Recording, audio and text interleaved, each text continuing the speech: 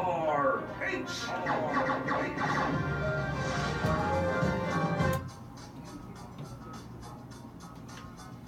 Alright, tuloy-tuloy tayo sa ating palatuntunan. Nasa studio na natin dating Senate President Nene Pimentel. Mr. Senate President, kumusta ang Cagayan de Oro City ngayon? Live tayo sa DZRH Cagayan de Oro right now. That's Senator. right. Ako'y nalulungkot na sabihin na grabe ang nangyari sa Cagayan de Oro ngayon. Bagamat siguro dalawang buhay lang ang nasawi. Dalawang buhay. But a lot of people, kahit yung bahay ng aking anak dyan sa may Carmen, Yes, sir. Carmen near the ano pangalan, river, hanggang Baywang, pinasok ng tubig doon. First time ba ito? Pardon? First time ba ito na ganito kataas? Oo, yung ganun pagbaha? kataas, yes. Of course, nung sendong ay binahana kayo, binagyo Oo. kayo, pero hindi ganito. Hindi ganyan. At ang sinasabi nyo, Senator Nene, during commercial break, because of nawala na yung mga puno. Correct. At makikita mo na dahil ang Cagayan de Oro nasa baba naman, ikumpara mo sa bundok na katabi niyan. Ang mga bundok sa kalbo na ngayon. At alam ni Roya na pinaglalaban namin for a long time na magkaroon ng total lockdown. At yung mga bundok na kalbo na, there should be massive reforestation. Witness ako niyan, Secretary Roilo Golez, because I was a reporter in 1987 when you filed that bill calling for a 25-year ban sa national defense, kung saan ang expertise ni Secretary Roilo Golez ay doon. Of course, among others, ay dinefine na matagal na 3-4 decades ago na part ng national security is ecological security. In fact, Tony Oposa himself said that the highest form of security is ecological security because the basis of life, source of water, land, and air ay galing dyan. May pinapaliwanag ka, Secretary Golez, kanina na kung bakit nangyayari ito from the point of view of ecology as a national security. Yeah, climate change, I happen to be the principal author of the Climate Change Act of 2009. Pinag-aralan ko yan, World Bank, University of Melbourne, University of British Columbia. Pag nawala kasi ang puno kasi nag-absorb ng CO2. Carbon dioxide. Nagre-release ng oxygen. Ang atmosphere natin, kaya umiinit kasi nadadagdagan yung carbon dioxide. Kaya natawag ng carbon emission, no? One of the greenhouse gases yan. Yan ang pinakamalaking greenhouse gas. Pag wala ang puno, yung carbon emission nang gagaling sa ng tao, transportation, mga factories, pupunta sa atmosphere. Hindi na-absorb ng mga puno yan dahil kunti ng puno. Pag mas maraming CO2 sa atmosphere, umiinit ang atmosphere. Pag mas mainit ang atmosphere, kahit na 1 degree, kahit half a degree lang ang difference, malaking bagay. Pag mas mainit ang atmosphere, it can carry more water vapor, yung water sa atmosphere. At pag mas marami yan yung diyan nagagaling yung precipitation, yung ulan. Yung ulan. So pag mas maraming karga na water vapor ang atmosphere, naiipon yan, no? Makikita mo, dumidilim yung cloud, umiinit yung panahon. Pag buhos niyan, sa halip na ibuhos yan sa several days, minsan 4 hours lang. Yung Undoy, ganyan na nangyari dito sa lugar natin. May naman nangyari yan. At hindi lang Cagayan de Oro, hanggang Bohol meron, hanggang Dumaguete meron. Dipolog, meron, Iligan, meron, and marami pa. Butuan, bumaha din sa Butuan. So, wide the area ang covered? Kasi ang atmosphere natin malaki. Pag sinabi mong carbon emission, hindi lang nasa taas ng Cagayan de Oro. Yes. Kaya pag buhos niyan, parang lababo, no? Ang lababo, buhusan mo ng isang galong tubig na unti-unti, baso-baso, hindi magbabaha.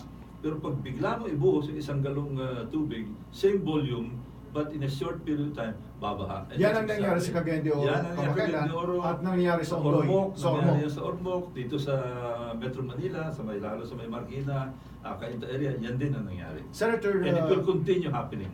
Senator Nene, it requires someone and a group of lawmakers foresight to anticipate this kind of events. Nung final ninyo ang panukalang batas ninyo sa Senado, nung ako ay reporter pa, it's a 25 years total ban. Ang maraming nagsabi sa inyo, masyado naman kayong extreme. In fact, may nag-propose noon, gawin naman nating selective. Nagsisisi ba kayo o hindi ka naman dapat matuwa na tama yung sa'yo, dapat sapagkat ganito yung consequence, di ba? Alam mo, talagang sinusulong ko yan sapagkat even at the time, nakikita ko na ang patuloy ng pagkakalbo sa bundok. Wala na yung mga punong kahoy, etc. No massive reforestation being conducted. Incidentally, sir, sa mga eskwelahan, ginagather ng mga bata, "Uy, we should plant trees." Okay, ito ng mga bata, nagtatanim nga. But after planting, nobody takes care. And that happens everywhere. Yeah. So, yun ang problema. And therefore, napakalungkot because pag hindi natin alagaan yun, tulad ng sinabi mo, by 2050, 2050. 50, Halos doble ang population na. ngayon we are 105 million already. Yung huli kong nabasa is 109 million people. 9 million. 109 million. Okay. Oh. Biro mo. So by 2050 siguro... We actually created another Philippines by 1971 figure. Oh, yes, definitely. Mag-create ulit tayo ng isang Pilipinas Yes. by 2050 Yes. with this kind of population. Bigla ko lang naisip Secretary Golez. Ang giyera lang naman, well hindi lang. Ang giyera natin ngayon, physically and mentally and economically confronting West Philippine Sea is China. Technically, it's meron tayong conflict dyan. So, tanggap na natin yan. But you have armed forces of the Philippines scattered all over the Philippines. And this is the only one, the only organization who can sustain massive reforestation sa ating bansa. Napag-aralan ba niyo? Nung kayo ay nasa national security. Sa mga initiative siguro. Ako, nung naging congressman ako noong 1992, nag-file din ako ng total log ban bill. Pero kita ko, daming opposition. Kaya dinribble, walang nangyari. During the 8th Congress, ganun rin nangyari sa Kamara de Representantes. Ang military talaga, kasi may kailangan mo rito warm bodies eh. Any reforestation program, you need warm bodies. Kailangan maraming tao pupunta sa bundok, magtatanim. At tama sabi ni At may Senator, magbabantay. kailangan mayroong magmumonitor. Alam mo kasi, nung una, ang forest cover natin siguro, yung ating mga 30 million hectares of land, no? Balita sabi nila, mga about 10 million nung una ang forest cover. The last time I looked, it's less than 1 million. Umabot na ng mga 800,000 or even 600,000 hectares ang forest cover natin. Aba, kung palit na ng palit.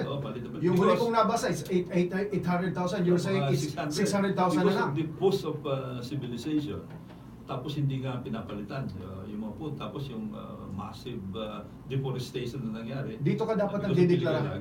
Dito ka dapat nagdideklara ng martial law. Ayun, war. You need war there. Dito sa reforestation na ito. Tama-tama. One of the last things that I did as a congressman, punta kami ng Nepal. Doon, I was asked to present a program on reforestation. Maganda eh. Maganda. Pero kailangan kulang pa eh. Kailangan dagdag, tuloy-tuloy yung programa. It's only military institution as an organization that can sustain reforestation project, not DNR. Kasi pina-farm out din lang, ina-outsource din nila sa private sector. Senator Nene. Sa tingin ko, okay. The armed forces is, yung mga kasundaluhan natin are confronted with the necessity of maintaining the integrity of this country against External. Alien foreign intervention. But there is a part of the armed forces na magamit mo without, in other words, hampering the efficacy or the efficiency of the armed forces itself in protecting our territorial integrity.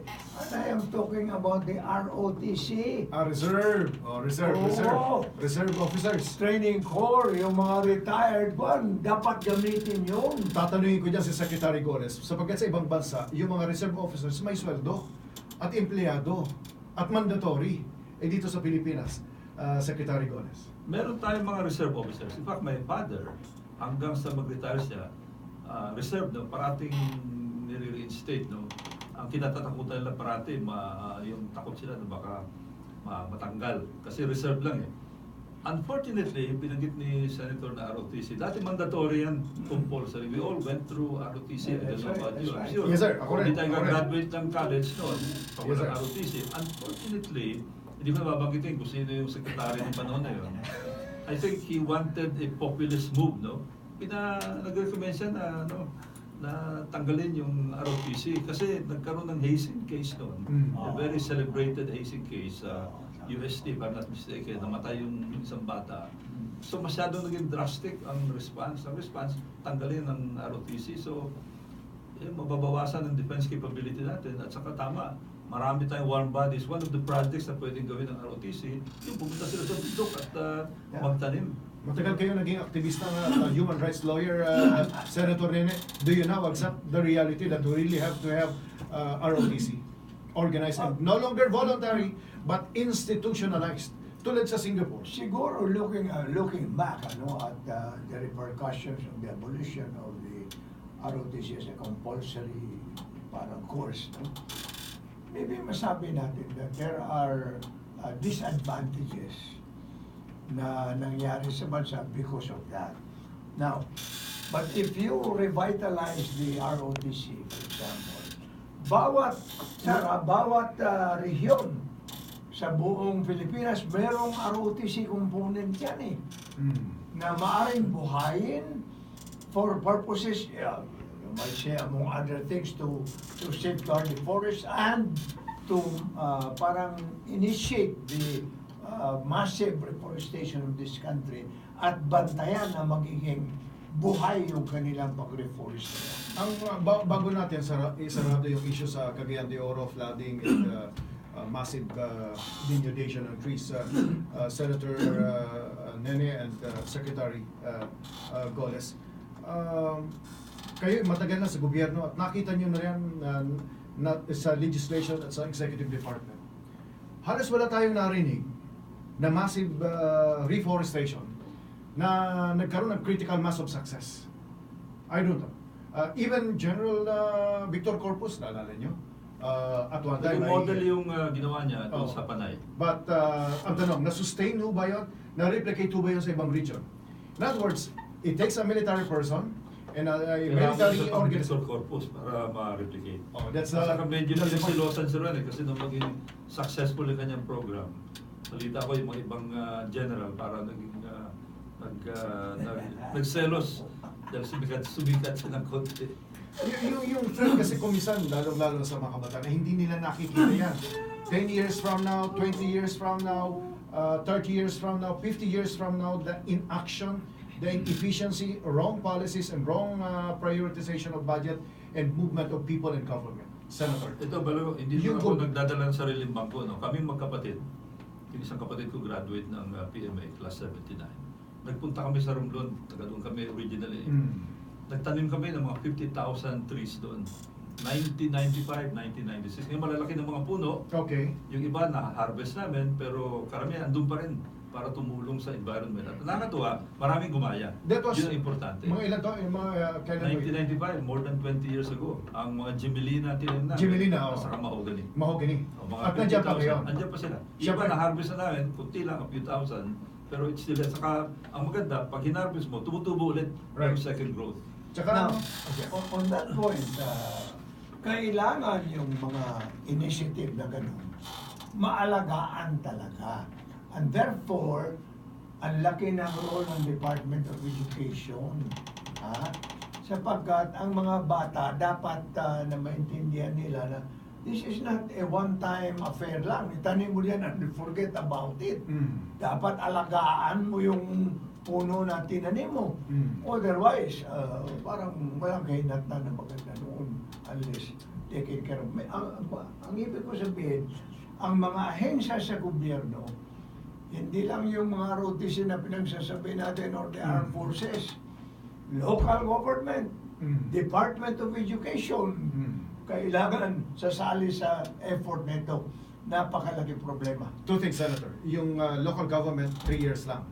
And 6 years and maybe pinakamatagal na ay 9 years. Maliban na lang kung tuloy-tuloy ang kanila. Therefore, may limitations sa period.